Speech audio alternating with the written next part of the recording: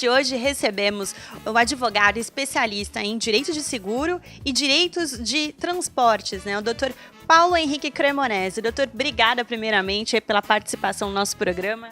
Eu que agradeço, muito obrigado ao telespectador e espero ser útil e falar um pouco desse micro-universo que é tão importante, que é o do direito dos transportes, intimamente ligado ao do direito dos seguros. Doutor, qual é o cenário portuário atual em termos de modernização? Evidentemente que há alguns anos, com a lei de modernização dos portos, o cenário brasileiro melhorou muito. Não se trata aqui de satanizar o administrador público e incensar o investidor privado, mas a verdade é que alguns segmentos funcionam melhor quando em mãos da iniciativa privada. Evidentemente que o Estado tem que controlar, o Estado é o grande fiscalizador, é o Estado que oferece o norte a ser seguido, mas a liberdade de atuação dos atores da iniciativa privada, essa liberdade é imprescindível para o sucesso de qualquer empreendimento de natureza econômica. Então melhorou muito, mas o Brasil ainda é bastante carente. Eu ouso dizer, eu até peço perdão pela vaidade, mas eu cunhei uma frase que é a seguinte: o Brasil é um país importante, é extremamente importante. Negar a importância do Brasil seria até infantilismo. Mas dos países importantes do mundo é o pior, pelo menos no que diz respeito ao cenário logístico de transportes. E o Brasil perde bilhões de dólares por ano, não só com a questão portuária, mas também aeroportuária. Evidentemente que com o esforço concentrado por causa da Copa do Mundo e agora mais recentemente dos Jogos Olímpicos, os aeroportos brasileiros melhoraram, mas eles estão longe da excelência necessária para um país gigante como o Brasil. O Brasil não tem malha ferroviária, é um país praticamente sem acidentes geográficos, mas não tem malha ferroviária. A malha rodoviária brasileira, que é a grande campeã de todos os modos de transportes, ela é também carente. Salvo o estado de São Paulo, né, o resto do país sofre muito com rodovias e estradas ruins. Então o Brasil precisa melhorar. O Porto de Santos é o melhor do Brasil, não é o melhor, é o maior, mas não é o melhor da América Latina. Entretanto, ele bate recorde atrás de recorde, independentemente dos momentos econômicos pelos quais o país passa, ora favoráveis, ora negativos, mas ele cresce pela necessidade. Entretanto, o Brasil perde bilhões de dólares por ano em virtude de problemas de gargalos logísticos e deficiências no próprio Porto de Santos. Essa área do direito de transportes é uma área que nasceu do direito marítimo, né? Então, eu queria que o senhor esclarecesse a importância de estar estudando essa área do direito. É até uma frase bastante inteligente, bem colocada por você, e ela é um paradoxo em si mesma. Porque o direito dos transportes é maior que o direito marítimo. Entretanto, nasceu do direito marítimo. Porque de todos os segmentos, todos os modos de transportes, o primeiro que reclamou alguma normatização foi efetivamente o marítimo. Então, o direito dos transportes, ouso dizer, não é uma disciplina regularizada no Brasil, é na Itália, por exemplo, mas não no Brasil. Ele é um segmento que abrange todo e qualquer tipo de transporte de pessoas e de cargas. O transporte de pessoas, não se tem dúvida, foi agasalhado pelo Código de Proteção e Defesa do Consumidor, então ele pode ser deixado de lado. O transporte de cargas é aquele que chama a atenção desse bloco que se pode dizer de direito dos transportes. E por que o seguro é importante para o transporte de cargas?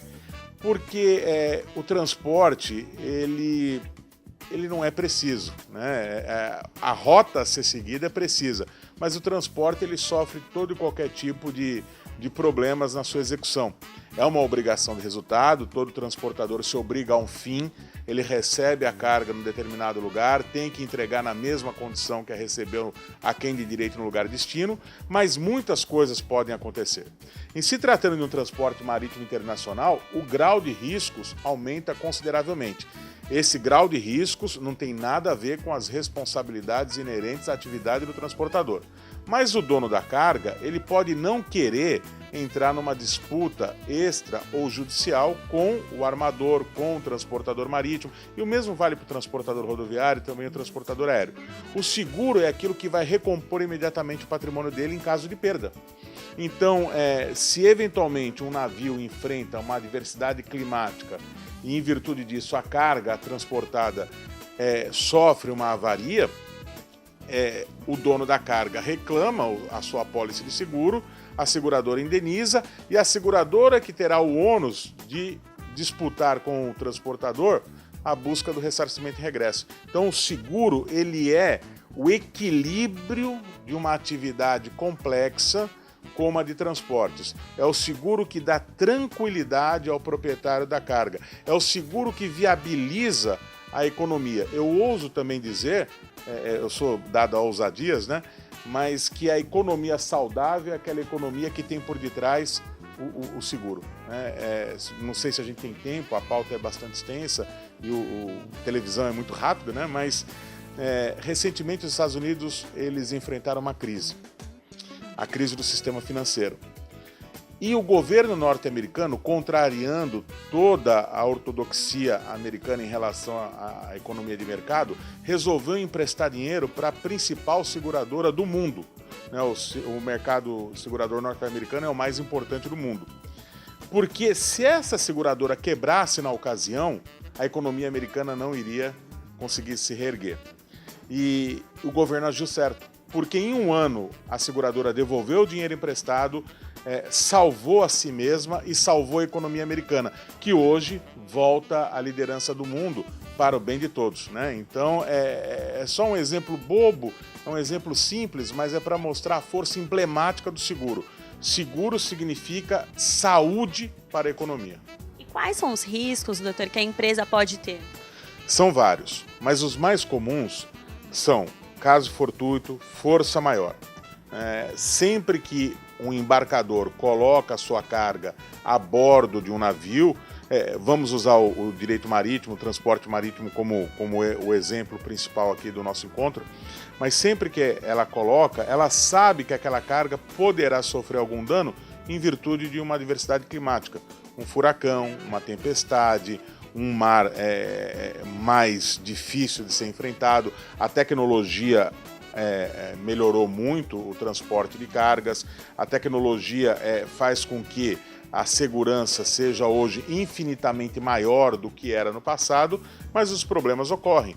Existem as falhas humanas, existem outros problemas que são de índole administrativa.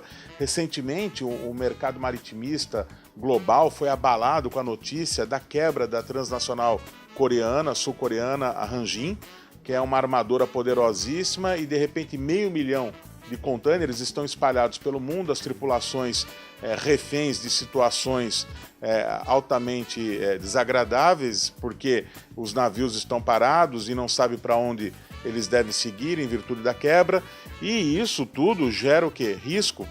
Todo aquele que exerce uma atividade econômica, ele está chancelado pelo risco.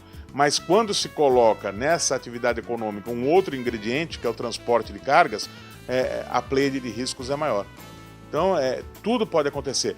Evidentemente, um problema de natureza fiscal fazer com que a carga seja retida, e o dono da carga muitas vezes não sabe disso, né? Nem sempre ele é ocupado pelo problema de ordem fiscal. Às vezes um problema envolvendo o armador, envolvendo o porto, onde o navio desse armador encontra-se atracado, faz com que a carga fique parada mais tempo. Uma greve de servidores públicos relativos da Receita pode gerar algum tipo de dano. Então, transporte é uma atividade de risco. Eu quero apenas enfatizar, porque isso faz parte do meu cotidiano profissional, que o risco não inibe responsabilidades. Porque todo mundo que participa desse mundo negocial sabe das suas respectivas responsabilidades. Alguns riscos são e devem ser assumidos pelos transportadores, outros não. Então, o seguro leva tudo isso em consideração. E qual que é o papel do advogado nesse meio? Aí depende. Se é um advogado como eu, que trabalha para o mercado segurador, o papel é, depois que a seguradora indeniza o dono da carga, a seguradora, por meio de uma figura legal chamada subrogação, adquire o direito de buscar o ressarcimento em regresso, e a seguradora contrata o advogado, no caso me contrata o meu escritório, para buscar esse ressarcimento em regresso. Então eu vivo constantemente postulando contra transportadores marítimos, aéreos, rodoviários. Infelizmente eu adoraria demandar contra um transportador ferroviário, mas no Brasil o transporte ferroviário ele ainda está em fase embrionária. E se o advogado trabalhar para o transportador aéreo, para o transportador marítimo, ele tem a função de defender. No caso, eu até costumo falar, embora eu tenha escrito um livro sobre temas do direito marítimo e trabalhe também com o direito marítimo, eu não sou verdadeiramente um advogado maritimista, eu sou um advogado de direito do seguro que tem o direito marítimo como um dos braços de atuação. Mas advogados que trabalham especificamente para os armadores, que são os verdadeiros advogados maritimistas, eles têm outras incumbências. Eles têm que se preocupar também com questões envolvendo as tripulações das embarcações, questões envolvendo o direito tributário, quando interrelacionado com o direito marítimo, questões envolvendo registros e problemas com as embarcações. Então, para o advogado que trabalha num setor, o setor dos armadores, dos clubes de proteção e indenização, a gama de atividades é maior. No meu caso, é uma gama mais restrita, muito forte, muito sólida, né? Eu costumo dizer que eu amo o que eu faço, né? Eu não sou um advogado assim muito carregador de bandeiras ideológicas da advocacia, até me penitencio por isso, eu deveria ser mais gentil com a classe e mais atuante, mas eu gosto muito do que faço. Não, é um segmento concentrado, específico, mas que gratifica muito em vários aspectos o profissional. Tá certo, então, doutor. Obrigada aí mais uma vez pela sua participação e sucesso. Eu que agradeço a diretoria da OAB. Posso deixar um abraço aqui para o meu amigo Vanderlei Tedeschi, né, que intermediou assim, a possibilidade de aparecer ao programa. É sempre um prazer. A OAB tem sido muito gentil comigo em várias ocasiões e sempre que eu tiver a oportunidade de retribuir, ainda que de forma modesta, pode contar comigo.